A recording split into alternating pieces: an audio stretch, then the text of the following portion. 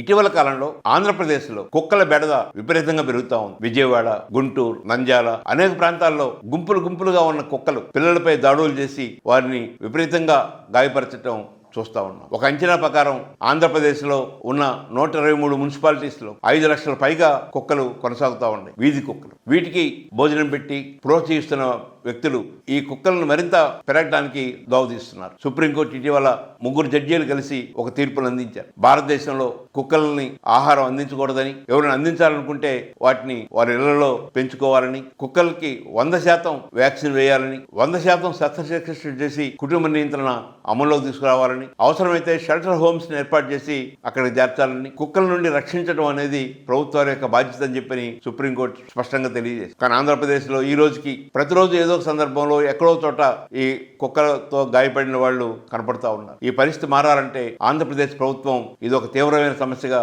భావించాలి. ఒకవైపు ఏమో రాష్ట్ర ముఖ్యమంత్రి ఆంధ్రప్రదేశ్ ని ప్రతి ఇంటిలో ఒక పారిశ్రామికతను తయారు చేస్తారని, ఏఐని అభివృద్ధి చేస్తారని, క్వాంటంని అభివృద్ధి చేస్తారని పెద్ద మాటలు చెప్తూ ఉన్నారు. కానీ కనీసం కుక్కల నుండి ప్రజలను రక్షించటం, మంచినీరు అందించలేక నీటి కాలుష్యంతో ప్రజలు చనిపోవటం, శుభ్రమైన పాలు అందించలేకపోవడంతో కలుషిత పాలతో రాజమండ్రి లాంటి చోట 6-7 చనిపోతున్న పరిస్థితి. ఇలాంటి చిన్న సమస్యల పరిష్కారం కోసం ప్రత్యేక కృషి జరపకుండా పెద్ద మాటలు చెప్తూ ప్రజలను మభ్యపెడుతూ కాలం గడుపుతున్న పరిస్థితిని చూస్తా ఉన్నాం. ఇప్పటికైనా ఆంధ్రప్రదేశ్లో అన్ని మున్సిపాలిటీస్లో ఉన్న కుక్కలకి, మగ కుక్కలకి కుటుంబ నియంత్రణ ఆపరేషన్ను 100% నిర్వహించాలని, తద్వారా భవిష్యత్తులో కుక్కల సంఖ్య పెరగకుండా చూడాలని చెప్పని జనచైతన్య వేదిక కోరుకుంటుంది. 100% వ్యాక్సిన్ వేయాలని, తద్వారా ఎక్కడైనా కుక్కలకు మనుషులను గాయపరిస్తే వారికి ఎలాంటి జబ్బు రాకుండా ఉండటానికి అవకాశం ఉంటుందని కోరుకుంటుంది.